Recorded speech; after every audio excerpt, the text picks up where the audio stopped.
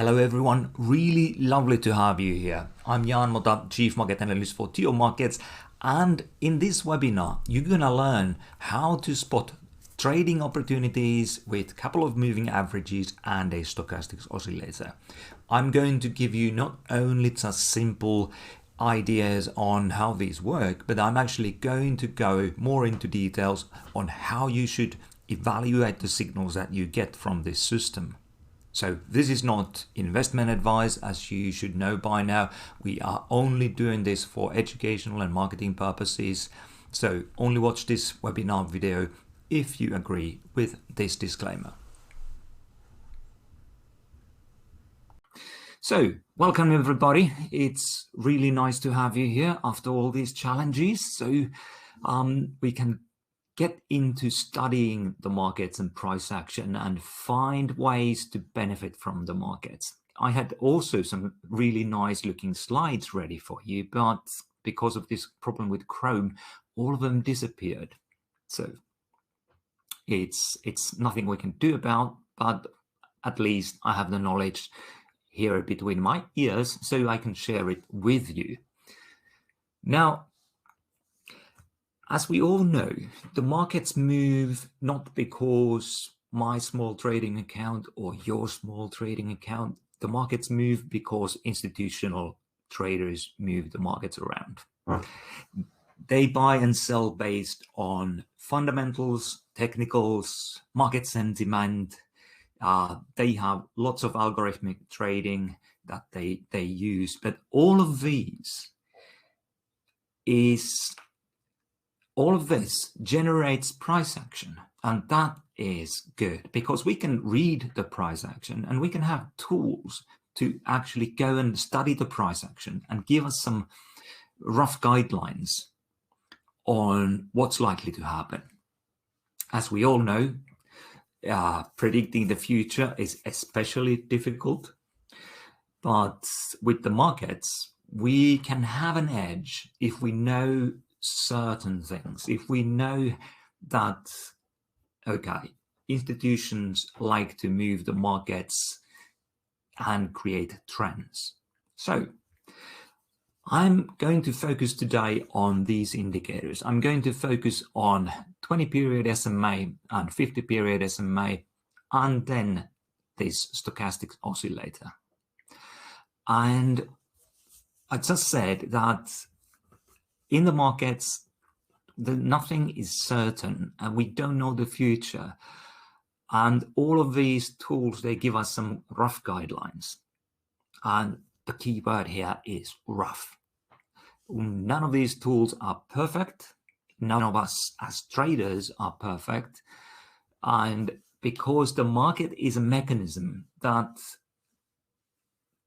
outputs something that millions of people are reading and therefore acting and reacting to this output by creating an input that goes back into the system, creating more output, which then people again interpret and create actions, either buying or selling, closing positions, closing longs, closing shorts, or staying in cash, and all these, opening new trades or staying in cash. And all these interactions actually create this cycle of input and output. And because of that nature of the market, it's impossible to read the market correctly. And when I'm saying correctly, I'm basically saying that it's impossible to read the market, so that I'm going to give you an example. So looking at this point, somebody actually knows that the market is actually going to go higher. Or looking at this point here, somebody knows that the market is going to go higher. So that sort of accuracy is impossible because we just don't know. We don't know at this point if the market's going to move still lower, move sideways, or move higher. The same here. But we have some tools that give us some rough guidelines, and this is what we're going to study today. And this is what these indicators can help us. So first of all, the premise is that the institutional traders move the markets. So they create the trends. And this means two things. First of all, you don't want to fight against the trends. You just can't fight the institutional money. So if you think about this in very plain terms, when the market is moving higher like this, when you see green candles after one after another, do you think that your little selling is going to turn the market lower? Or say 1,000 people like you and me, can we turn this market lower? No, because huge, big funds are flowing in and move the market higher. So therefore, we just need to adapt. This here is Mrs. Market, and if you want a happy marriage with Mrs. Market, you just have to learn to say yes, dear. And this is what we are trying to learn here. We want to find ways to understand Mrs. Market, because sometimes this Mrs. is a little difficult to understand. So markets moving trends. The big money moves the trends, so we don't want to fight the trends, we want to stay with the trends. And then once we identify a trend, we do have a challenge, and that challenge is, where do we participate? And by the way, anytime during this presentation, if you have a question, please feel free to type it into your chat box, and I'm very happy to answer your question later. So, and I should also mention that none of this is investment advice. So basically, you just have to make your own decisions and do your own research and be responsible for your own trading decisions. So we have these two challenges. One of the challenges is, where is the market moving to? We can obviously, with hindsight, see that the market is moving lower. It's easy to spot that market here is moving lower. We go back, and here it's a little more messy, but we could say that the market moves sideways. And then here we can say that the market moves higher. But we need to, because it's so easy to sort of cheat yourself to believe that, okay, each and every time it's going to be as easy as looking at the markets in hindsight.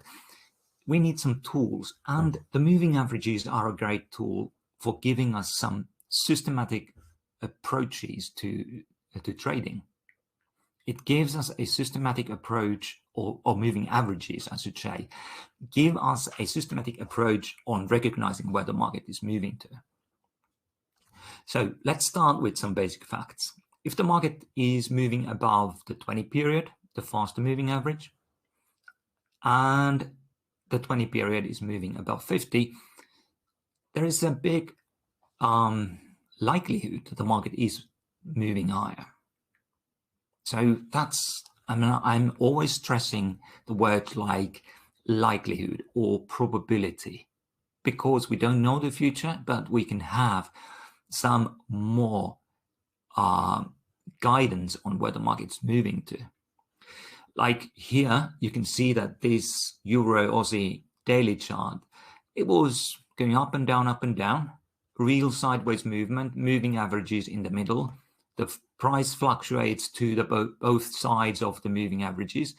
Yes, and you can go and identify some support levels. You can go and identify some resistances, and then the market starts to break out. Here we have, and I'm showing this to highlight that we're still talking about probabilities and likelihood.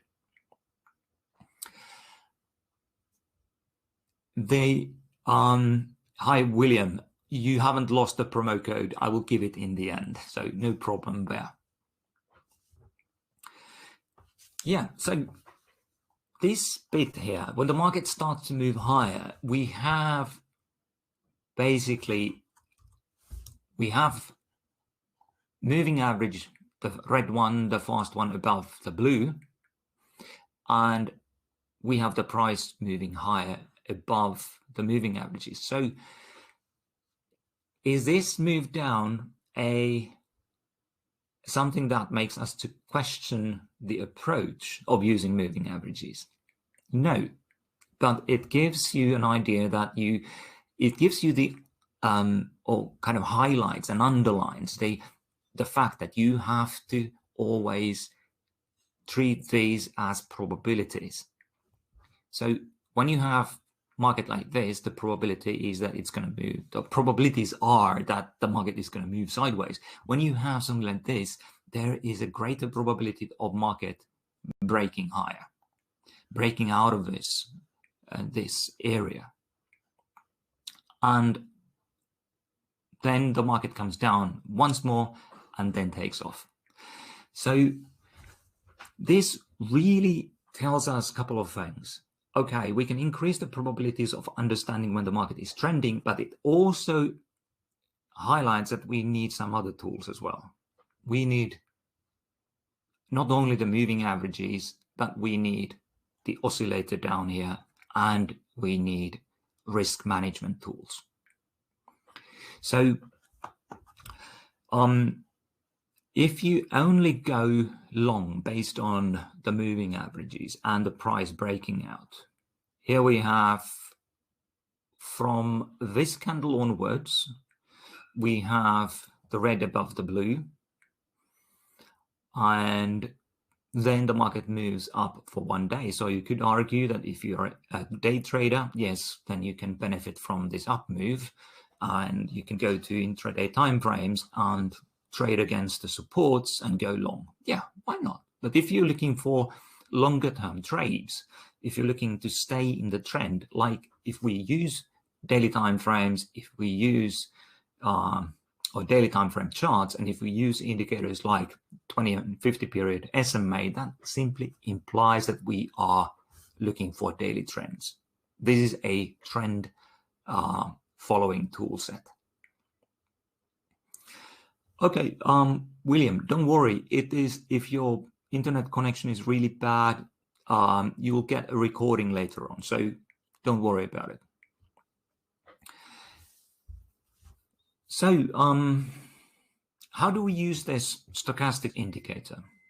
The idea is that because the moving averages on their own are a little difficult to decipher, or they are not adequate to give us all we need, then we can use the stochastics to give us more guidance. And here we have market rallying higher, and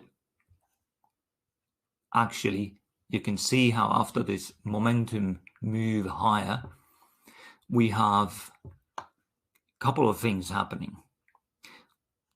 The oscillator comes below the 50 level. Usually it's the 20 and 80 levels that people quote as this as oversold level, and this above 80 as overbought level. But I'm adding the 50 level here because sometimes you get signals below 50 level and they are valid signals. So we just increase the number of signals by using the 50 line. In this occasion, the market comes down, and when the oscillator moves to oversold territory here,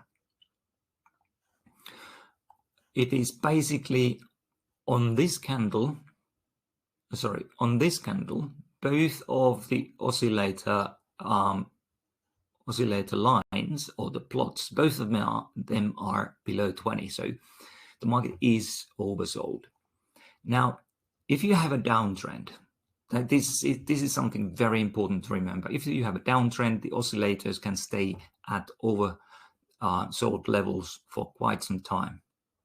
But this is a sideways moving market, so you might want to consider buys when you have the market clearly close to support and oscillators in the over sold territory and starting to this basically, when you see the blue going above the red here, that basically signals that the market is starting to, it's ready to move higher, but it's content specific. So that content here is market moving sideways, formation, and close to a support.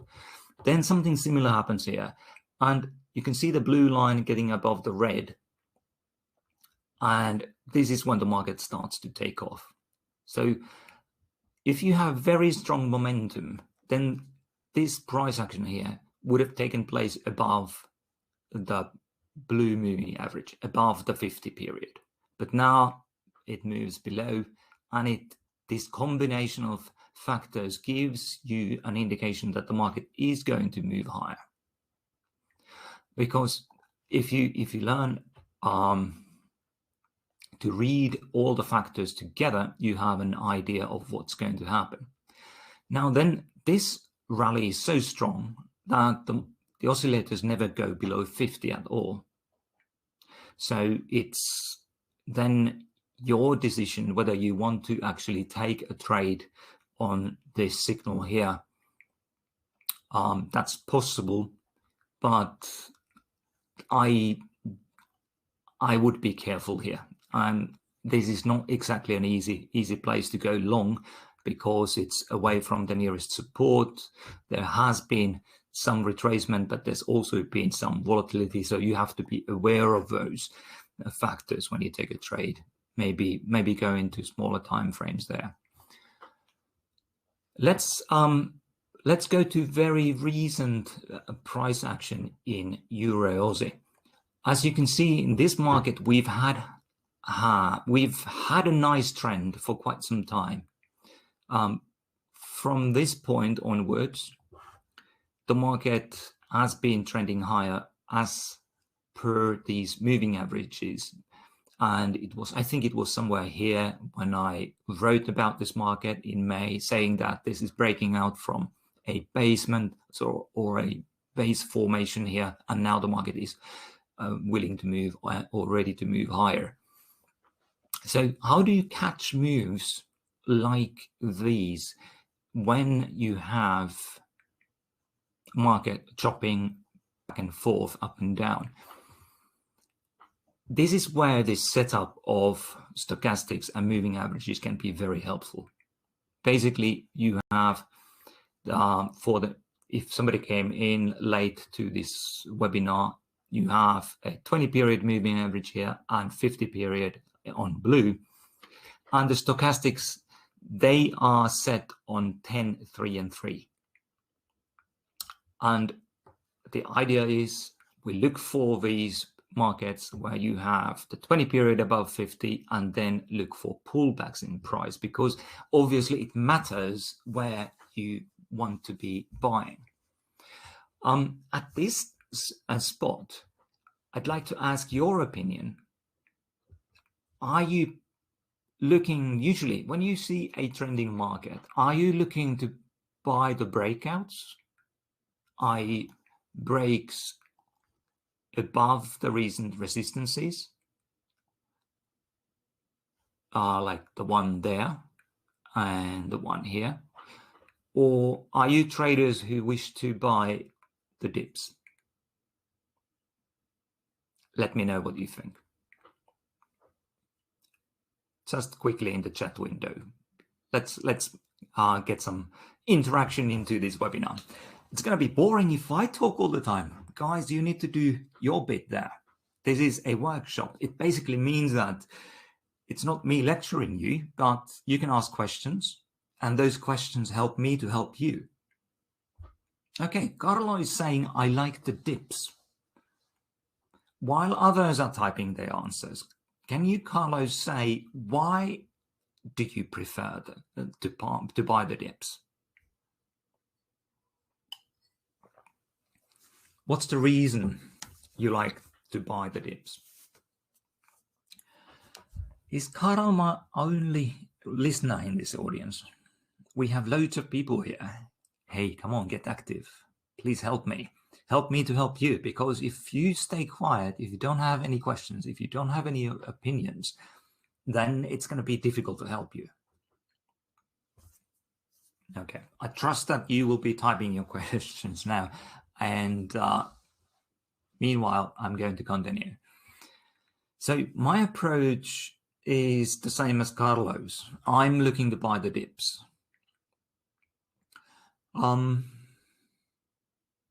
Carlo is saying, depending on the order of 20 and 50 EMA. Yes, that makes sense. If we have 20 period moving average below the 50, it doesn't mean you should be a buyer of dips, because obviously you can see this. We have a dip here, but that's penetrated. We have a dip here to an area that supported the price for a while, but that's penetrated too. Then we have, there was another one. The market traded to a level that supported it for a while, but then that was penetrated. So because the trend is your friend, never fight your friends, trade with your friends. So because the trend is your friend, you should look to sell the rallies or sell the breakouts when the market is moving lower. And when the market is moving higher, when you have the 20 period above the 50 period, you should be looking either to trade after these breakouts or try to buy at supports. Okay, now sometimes the supports are a little difficult too. And I'm saying a little difficult too because we have these spikes that go through the support. There are their own challenges related to buying the breakouts. Like here, the market moves higher, you buy the breakout, and then you get the market moving against you for 1, 2, 3, 4 days before it moves higher.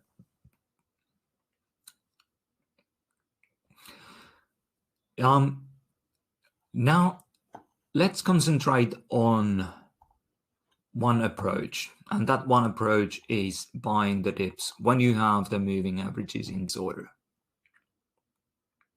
Carl Emil is saying that he looks for divergence and an MA cross. Oh, that's nice. Very good. The way I see buyers are losing strength because sellers are gaining momentum. Yeah, very good reading of the market. Thank you, 𝗿𝗵𝗃𝗄𝗃.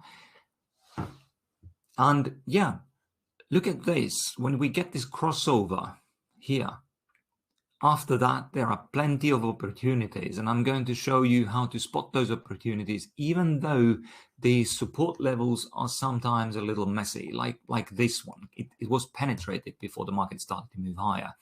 Here we had supports, and they were penetrated before the market started moving higher. So how do we overcome this challenge? And I'm going to show you one way of doing this.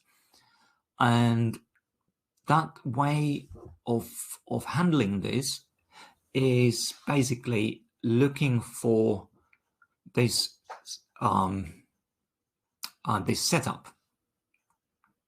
The red is above the blue, and then we have the stochastics 10, 3, and 3 below the 50.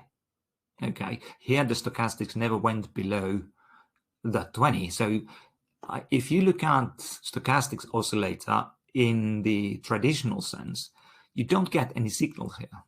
But if you look at the 50 level and look for signals below 50, yeah, you get more signals. You get a signal here. That's a buy signal. Then here was one buy signal. Very tiny. It was a little blip above the red, but it was there. And here was another one. A very good signal, actually. Then another one there. Oops. Yeah. So if we focus on these factors, moving averages lining up in bullish order, the stochastics below the 50 and we have that blue line crossing above the red line. Then we have put the probabilities in our favor quite a bit, actually. Carl is saying that there is a continuation divergence. Yes, we can. I have to say that I'm a little hesitant with divergences because they can be interpreted in such many ways, in so many ways. I try to focus on factors that are not debatable. Obviously, stochastics is bordering this. It's borderline case. Excuse me. It's a borderline case because we can have stochastics in different settings. And very quickly, I'll just show you what I mean here. So we are using 10-period stochastics here for percentage K, which is the blue line here, by the way. So if I change this to 5, the stochastics oscillator becomes more, it responds more to the price action. So then it goes below 20 also. But sometimes you get more false signals. So I encourage you to test this. Use different settings. For this presentation, I'm using 10, 3, and 3 because it's kind of quite clear. When you get a signal, it's a quite clear signal. But this is not all. I want to point to something else that is very important to recognize. Let's look at these signals. This signal here comes on that candle closing. So, and then the market shoots higher. Then let's look at where the next signal comes. This signal comes on the close of this candle. Okay. And the next signal comes on the close of this candle. So can somebody tell me what's the quality difference between this signal and these two? Look at them and tell me, make very simple, quick analysis. It's nothing complicated, but what's the quality difference between these signals? I created a video earlier on this approach, and on this video, I emphasize the fact that I'm using this mainly for looking for trading opportunities. I'm using this to highlight some trading opportunities, and then I look for more information to actually take the trade. So this is not a trading system on its own. This is a strategy to find trades that A, are trending, and B, are at potentially good places. Okay, 𝗿𝗏𝘁𝗃𝗀 is saying that the last two, they are above the moving average. True. What might be the problem that we get because of that?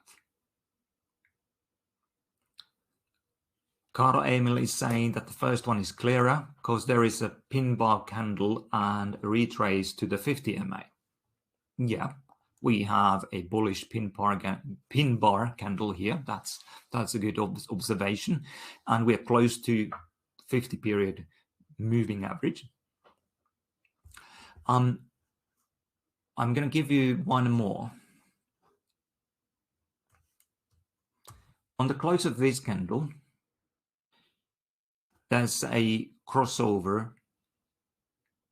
and this is a, I'm saying this for the benefit of those who might not notice the difference, because I've made this mistake in the past, but this close of the stochastic oscillator isn't below the 50 anymore.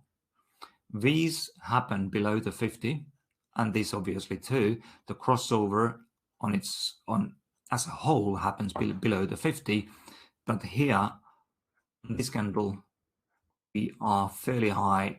The percentage K reading is roughly 69. Actually, yeah, 68.39. So the closer you can buy to a support, 𝗿𝗏𝘁𝗃𝗏 is asking where to put a stop loss, and that's a very good question. This is what I'm actually focusing on here. The next question we have to ask is exactly the one that 𝗿𝗏𝘁𝗃𝗏 was asking. See, the closer you can buy to previous supports, the better off you are. It's basically, we can see that the market has been finding support from these areas, and oops, sorry, let me lift this higher a little bit to match more lows. The supports aren't just levels, they often are zones. So you can see how the market fluctuates here and finds support from roughly the same area. Now, if the signal comes close to such a level, and very soon after this crossover, there's greater likelihood of market moving up rather than down. If these signals come, if the market has already moved higher a little bit, it can fluctuate a little before it starts to move higher. So in these situations, you have two options really. The first option is that you are going to place your trade in smaller size, and then, oops, sorry, I didn't want to have an arrow.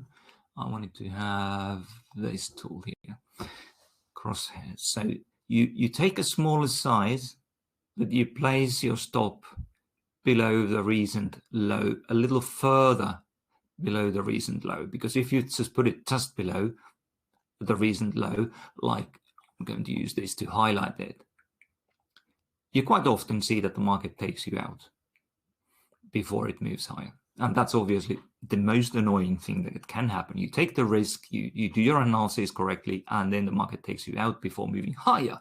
That's awful. So you want to make sure that you have some space between the latest low and your stop. How much?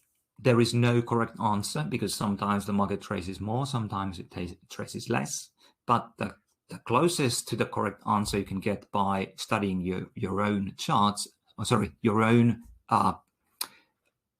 trading diary, where you write down each and every trade you have taken, and then you can see how well the market actually has moved after your trade entries, how often it has stopped you out, how big a stop you could have, you should have taken to keep you in the trade. And that helps you to adjust the stop size. And then because some of these entries are further away from your stop, like this is 111 pips, then you obviously have to take smaller trades. You can't always trade with 1 lot or 5 lots or 0.1 lot, whatever is your usual size, because the distance between your entry and your stop, they vary. You can obviously have a constant distance between your stop and entry, but then that's going to create problems. The other option here is to see that, okay, we have this recent support there. Let's place a trade at this support. Then you run the risk of market moving away from you, or you take the risk of market running away from you. But if the market moves to your limit, then your stop size can be smaller. You can place the stop closer to your entry and have a bigger trade size and benefit from the market move higher. So those are the approaches that you can have. Now, some of these signals are just excellent, like the one here. The market really just takes off after the signal comes. And I think here also that's a signal candle there. So it really pays to follow, to pay attention to this setup. Can you understand everything this far? Does it make sense to you? Please let me know in the chat, because obviously I'm doing all the talking here, so it would be nice to get some feedback from you guys. And while I type my answer, and obviously ask any questions that you might have, I'll show you some other markets too. Oops. Let's take Tesla, for instance, very different market. And now I need to get rid of these objects. There's quite a few. Okay, so first of all, let's have the 50 line here again. And properties, go and see that 50. Now, lately, Tesla has been moving higher. The red one, the red moving average above the blue. And then we have oscillator giving signals. That's not a good one up there because the market is so high already. We don't want to trade long at resistance. We want to trade long close to supports. So here's another one. The market comes to support, rallies a bit, retraces, and then moves higher.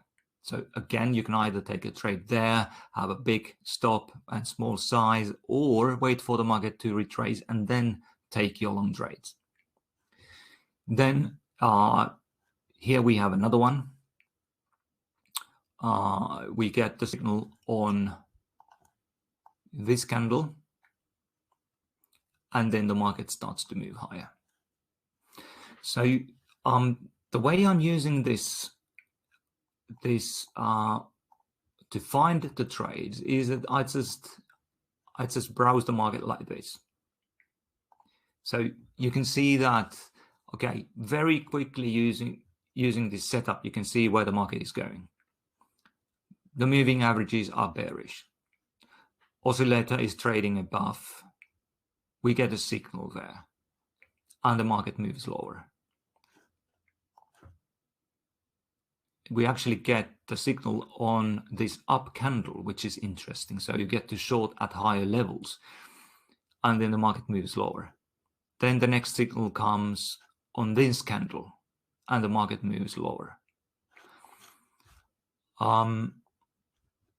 𝗿𝗵𝗁𝘃𝗁𝘁, again in the daily time frame. The moving averages are in the right order. We get the signal on this candle, and the very next candle is a big down move. So whether you are an intraday trader or a long-term swing trader, longer-term swing trader, then this approach gives you quick way to browse the market to look for trades. And here we have Swiss yen. You can have these periods when there are no signals. You would love to have them, but the market doesn't have the volatility to create the signals. But then there are good signals early in the trend. So there's a very, very good one. Excellent signal before the market starts to move higher. 𝗿𝗏𝘁 asks any advice on how to decide which pair or pairs to focus on, trade on weekly or daily basis? Does economic calendar have any influence on choice? Which facts do you consider when choosing? Okay, I tend to look at all the markets. I look at oil, I look at major dollar pairs, the crosses, I look at commodities, stocks, indices. So all these markets move in a similar manner.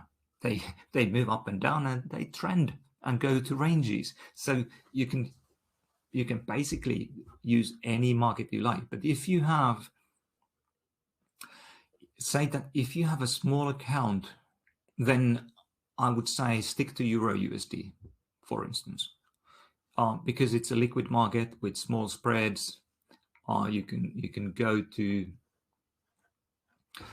Euro USD and see that, okay, if I go to, because you can obviously use this approach in many different time frames. You can take the 4-hour time frame, for instance, and you can see how lately we have had the fast moving average below the slow, and you get these signals. There's a signal to go short, the market goes down, and the next signal comes. Okay, that's a little trickier because the market moves higher first. So, but this is, every approach has its pros and cons. You have excellent signals, and then you have signals that aren't very good. But if you study the price action in different time frames, you can find levels to go short here at the, and you basically, you learn to read the price. So Euro USD is a good market to trade if you want something that is highly liquid, low spreads, and the spreads are low mainly because the market is highly liquid. But then it doesn't move as much as some big movers, but it's a good market to start with and to gain experience on. So basically, I think I've covered everything now. We've spent 45 minutes here now, so it's time to call it a day. Unless you have some questions still, I would love to answer your questions.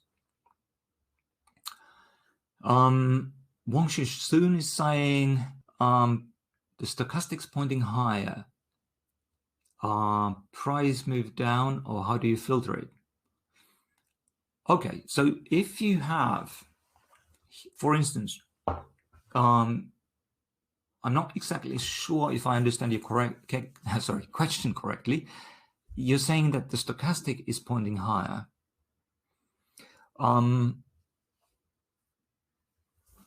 Let me try to answer your question. I'm trying to guess what you're meaning here, but let me answer your question like this. Here we have, in this time window here, we have the moving averages in the bullish order, and then we get signals like this below the 50 level. And actually, let me get rid of this box. So we get the signal here. The market moves up only a little, but then fails and comes down again. So this can happen for various reasons, but it often happens after a long move higher.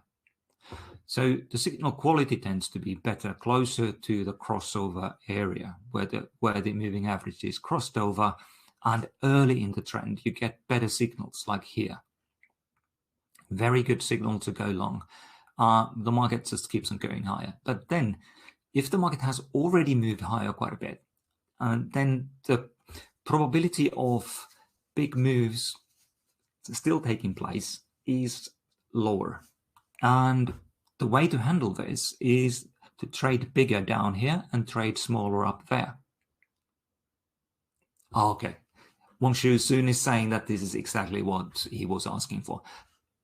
Very happy that I was able to help you. Very good. Okay. Oh, crossover. Crossover, when we talk about moving averages and crossovers, it refers to the fact that you have the fast moving average crossing over the slow. So 20 period is more responsive to price movements than 50 period. When it crosses over, it can mean something. It can mean something, can mean that the market is bullish, but it doesn't always mean it. Here we have the price crossing over, dropping back below, but moving average, because it's it's a lagging indicator. Then it follows the market a little bit here, but you know, this isn't bullish because the price is pointing lower at the same time. Here we have the price staying above the 50 and mostly staying above the 20 period also. So this is a different setup than here. So you have to learn to read these nuances.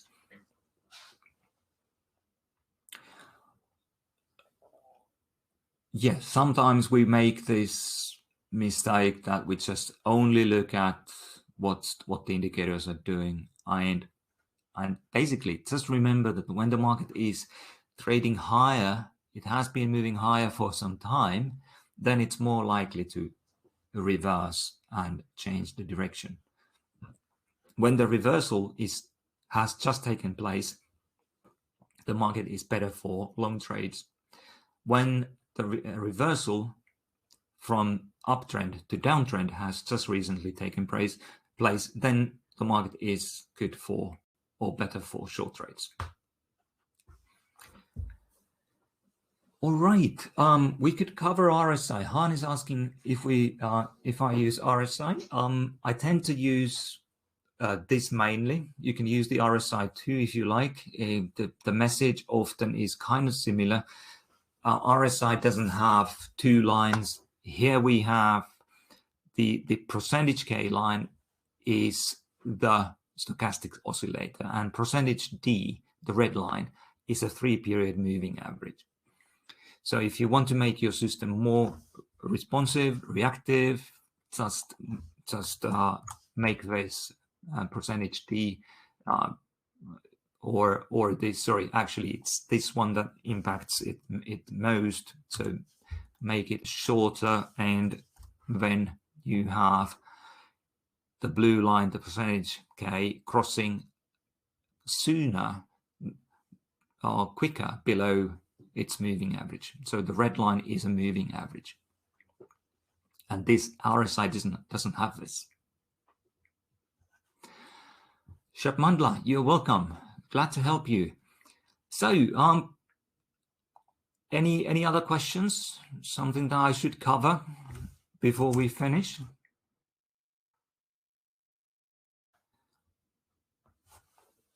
So, I think we have covered lots of ground here. You get a video, and if you want to just send me questions about the markets, email support@TIOmarkets.com, and I'll surely make an effort to answer your questions in the next webinar. Before we go, can you please give me a rating on this webinar? On 1 to 5, just a simple number evaluation. Give me 1 if it wasn't good, if it was really bad, and 3 if it was okay, and give me 5 if you really, really liked it, if it was helpful. Thank you, Carl. Carl is saying 5. 𝗿𝗏𝘁𝗶𝗹 is saying 5. Excellent. I feel humbled, guys. Thank you so much for your feedback. Roll, thank you. It is just lovely to get you. Now I'm getting loads of 5s. Lovely. Thank you, Wong Shi Soon. Thank you, Carlo.